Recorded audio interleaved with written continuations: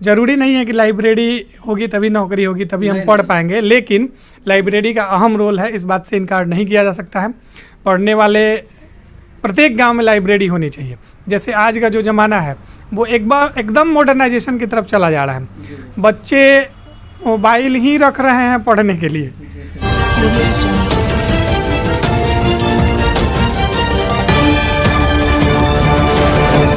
नमस्कार, मैं पप्पू कुमार यादव, आप तमाम दर्शकों को दी पब्लिक तक में स्वागत है। आज हम एक बहुत ही सफल संस्था के रूप में जाना जाता है सारण ज़िले में, उसके बारे में हम आप लोगों को बताने जा रहे हैं। ये सारण ज़िले के जलालपुर क्षेत्र में आता है देवरिया गांव। देवरिया गांव में योगी बाबा एक क्यूज क्लब है जिसका स्थापना लगभग 20 वर्ष पहले अखिलेश्वर पांडे ने किया था।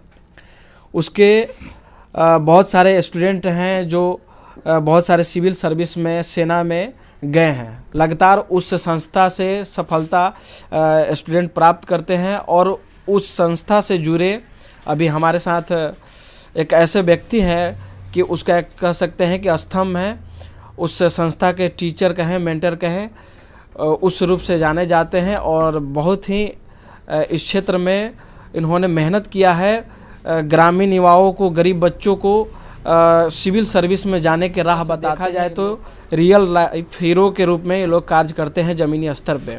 बाबा क्यूज क्लब के मेंबर जुड़ चुके हैं, पवन तिवारी जी। उनसे हम जानना चाहेंगे कि आपको इस क्लब से आपको क्या बेनिफिट मिला। हाल ही में क्यूज हुआ है, उसका पुरस्कार वितरण का जो कार्यक्रम रखा गया है उसके बारे में डिटेल से बताएंगे। मैं आपके चैनल द पब्लिक तक के तमाम दर्शकों का योगी बाबा क्विज क्लब की तरफ से हार्दिक अभिनंदन स्वागत करता हूं, नमस्कार करता हूं। योगी बाबा क्विज क्लब की स्थापना सन 2000 में हमारे गुरु और बड़े भाई आदरणीय श्री अखिलेश्वर पांडे के द्वारा की गई और इस उद्देश्य से किया गया इसकी स्थापना कि चूँकि हम लोग सुदूर देहात क्षेत्र में रहते हैं और देहात क्षेत्र में रहने के कारण उस समय टेक्नोलॉजी की व्यवस्था नहीं थी। जैसे अभी टेक्नोलॉजी है, मोबाइल है, गूगल पे हम कुछ भी चीज़ डालते हैं तो हमें आसानी से उसके सोर्सेस के विषय में जानकारी मिल जाती है। और 2000 मतलब आज से 20 साल पहले हालात काफ़ी दूसरे थे और एजुकेशन के मामले में हम लोग काफ़ी पिछड़े हुए थे। तो ये क्लब इसलिए ऑर्गेनाइज किया गया, इसलिए इस्टेब्लिश किया गया कि इस क्लब के माध्यम से जो ग्रामीण युवा हैं उनमें शिक्षा के प्रति जागरूकता पैदा की जाए और यह साबित करने का प्रयास किया गया इसके माध्यम से कि ज़रूरी नहीं है कि हमें सफलता लेने के लिए दिल्ली, पटना में रहकर तैयारी करनी पड़ेगी, इलाहाबाद, लखनऊ जाकर तैयारी करनी पड़ेगी। यदि हम नियति और मन से अपने ग्रामीण परिवेश में अपने लोगों के बीच रहकर तन मन से और ईमानदारी और निष्ठापूर्वक तैयारी करते हैं तो निश्चित रूप से सफलता हमें मिलेगी। ये इसका मूल उद्देश्य था। आगे मैं आपको बताना चाहता हूँ कि हमारे ही गांव के मधुसूदन तिवारी जो कि CISF में अभी सब इंस्पेक्टर के रूप में पोस्टेड हैं दिल्ली में, उनकी नौकरी 2009 में उनका सिलेक्शन हुआ। हमारे क्विज क्लब के मेंबर थे। कई टीचर हमारे क्विज क्लब के मेंबर हैं जो 2006 बैच के, उसके बाद 2011 जो TET का एग्ज़ाम हुआ उसको क्वालिफाई करने के बाद जो टीचर बने हैं, वो बहुत सारे लोग हमारे क्लब से अभी गवर्नमेंट जॉब करते हैं। लगभग 200 की संख्या में ऐसा होगा। हमको लगता है कि शायद ही कोई ऐसा डिपार्टमेंट होगा जिस डिपार्टमेंट में हमारे क्लब के लोग नहीं होंगे, चाहे वो आप एग्जीक्यूटिव की बात कर लीजिए या जुडिशियरी की बात कर लीजिए। तो सिविल से लेकर मिलिट्री तक, पैरामिलिट्री तक इस साल में हमको लगता है कि तीन या 4 लड़के अभी तक ज्वाइन करने जा चुके हैं हम लोगों के क्विज क्लब के। तो मेन चीज़ ये है, मैं 2010 में क्विज क्लब का सदस्य बना और तब से मैं क्विज क्लब से जुड़ा हुआ हूँ। मैं एक नौकरी इससे पहले करता था, उस नौकरी को रिजाइन करने के बाद मैंने दूसरी नौकरी, अभी वर्तमान में मैं भारतीय न्यायिक व्यवस्था में कार्यरत हूँ, छपरा में मेरी पोस्टिंग है। जब भी मुझे समय मिलता है तो मैं क्विज में जाता हूँ और वहाँ पे कोशिश करता हूँ कि अपने जो आस पड़ोस के वैसे युवा जिनको यह लगता है कि पैसे की तंगी के कारण, आर्थिक स्थिति ठीक नहीं होने के कारण हम आगे नहीं पढ़ पाते हैं, उनको हम मोटिवेट करते हैं। उन्हें हर तरीके की जो ज़रूरत है उसको हम लोग मुहैया कराने का प्रयास करते हैं। साथ ही साथ उन लोगों को पुरस्कार के रूप में ऐसी चीज़ें उपलब्ध कराई जाती हैं कि जो चीज़ें उनके आने वाले एग्ज़ाम्स के लिए फ़ायदेमंद हो। जैसे एग्जाम के संबंधित। हाँ, एग्ज़ाम से संबंधित सारी, जैसे बुक्स दिया गया उनको, घड़ी पुरस्कार के रूप में दिया गया, किताबें उनको डिक्शनरी पुरस्कार के रूप में दिया गया। तो इस तरीके की चीज़ें उनको पुरस्कार के रूप में दी जाती है। और क्विज का ये एनुअल प्रोग्राम होता है, साल में एक बार प्रोग्राम ऑर्गेनाइज होता है। चूँकि इस वर्ष पूरी दुनिया वैश्विक महामारी कोरोना से जूझ रही है और ये एक आपदा है, और इस आपदा को अवसर में बदलने का प्रयास किया गया। हमारे जो क्विज क्लब के संस्थापक हैं आदरणीय श्री अखिलेश्वर पांडे जी, जो कि खुद में एक गवर्नमेंट एम्प्लॉय हैं और 99 बैच के टीचर हैं। अभी वो मंगोलापुर मठिया मध्य विद्यालय में प्रधानाध्यापक के रूप में पदस्थापित हैं। तो ऑनलाइन टेस्ट लिया गया। क्विज क्लब के जितने सारे लोग थे उनसे बातचीत हुई तो सबने ये राय दिया कि टेलीग्राम ऐप पे एक क्विज ऑर्गेनाइज किया जाए। तो सभी जो टेलीग्राम ऐप पे जिन लोगों को मेंबर बनाया गया, जो लोग टेलीग्राम ऐप पे एग्ज़ाम में पार्टिसिपेट करने के लिए उसमें राजी हुए, वो सभी लोगों को निःशुल्क उनका आधार कार्ड वगैरह लेके और उसके बाद उनको एग्ज़ाम के लिए क्वेश्चन पेपर दिया गया। एग्ज़ाम ऑनलाइन हुआ, फिर उनका रिजल्ट डिक्लेयर हुआ और ये पुरस्कार वितरण पहले ही होने वाला था, लेकिन चूंकि बिहार में चुनाव होने वाला था तो चुनाव को मद्देनज़र चूंकि आचार संहिता लग गई, तो आचार संहिता में कोई कार्यक्रम कर नहीं सकते हैं हम, तो इसलिए ये कार्यक्रम टलते यहाँ तक पहुँचा है।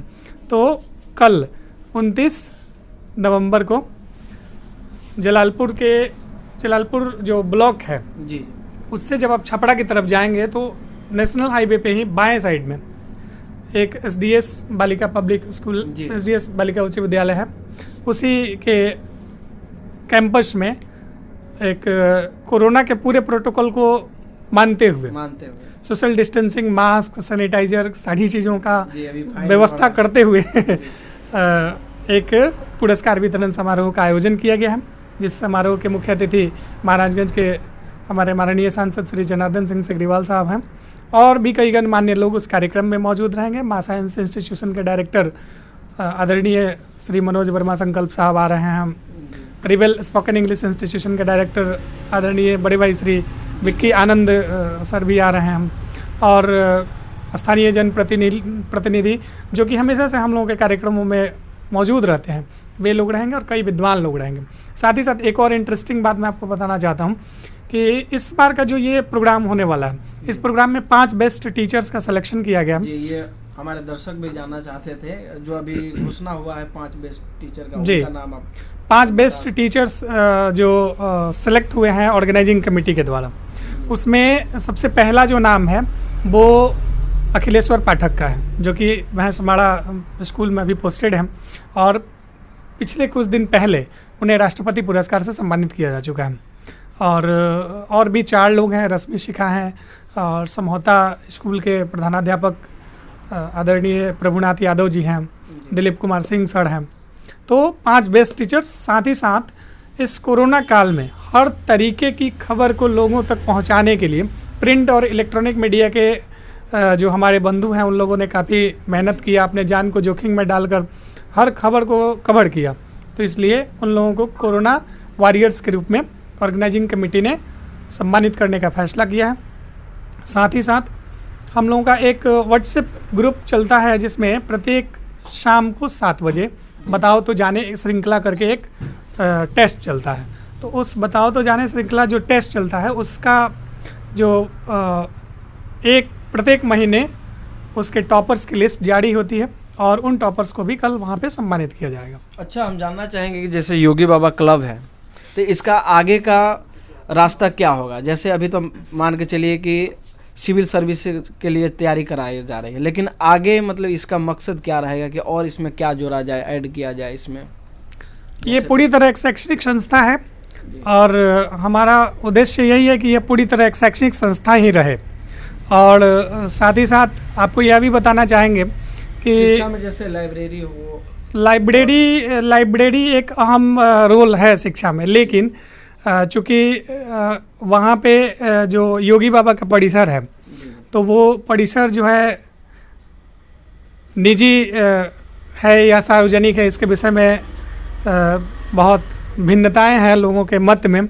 तो हम लोग किसी भी तरीके के उलझन में नहीं पड़ना चाहते हैं। हम लोग अपना काम कर रहे हैं तो अपना काम मूल रूप से करते रहना चाहिए। और ज़रूरी नहीं है कि लाइब्रेरी होगी तभी नौकरी होगी, तभी हम पढ़ पाएंगे, लेकिन लाइब्रेरी का अहम रोल है, इस बात से इनकार नहीं किया जा सकता है। पढ़ने वाले प्रत्येक गांव में लाइब्रेरी होनी चाहिए। जैसे आज का जो ज़माना है वो एक बार एकदम मॉडर्नाइजेशन की तरफ चला जा रहा है। बच्चे मोबाइल ही रख रहे हैं पढ़ने के लिए। अब मोबाइल, कोरोना है तो कोरोना के कारण मोबाइल का और प्रभाव बढ़ा हुआ है, लेकिन विद्यार्थी को किताब से प्रेम होना चाहिए।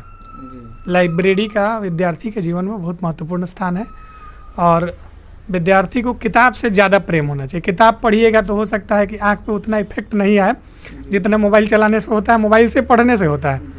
तो इसलिए लाइब्रेरी का बहुत इम्पोर्टेंट रोल है। लेकिन हम चाहेंगे कि हमारे क्लब के जितने मेंबर हैं जो सक्सेस हो गए हैं वो अपने अपने गांव में लाइब्रेरी की व्यवस्था करें और कोशिश करें कि इस मैसेज को हम ज़्यादा से ज़्यादा फॉरवर्ड करें, लोगों तक इसको पहुंचाएं, ताकि प्रत्येक अगर गांव में एक लाइब्रेरी, प्रत्येक मोहल्ले में यदि एक लाइब्रेरी बना दी जाए तो आजकल जो लोग आइसोलेट हो रहे हैं, ज़माना इतना डेवलप हो गया, हालांकि इसको तथाकथित डेवलप हम मानते हैं, मेरे हिसाब से पूछिएगा तो इसको हम डेवलप मानते ही नहीं हैं।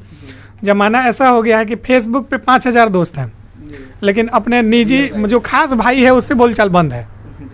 तो ये इस स्थिति में हम लोग जी रहे हैं, ये ज़माना है। तो ये ज़माना जो है एक भ्रम सा है, हम उसको दोस्त मान रहे हैं जिसको कभी देखे नहीं हैं, और जो बगल का है उसका हम हालचाल नहीं लेते हैं।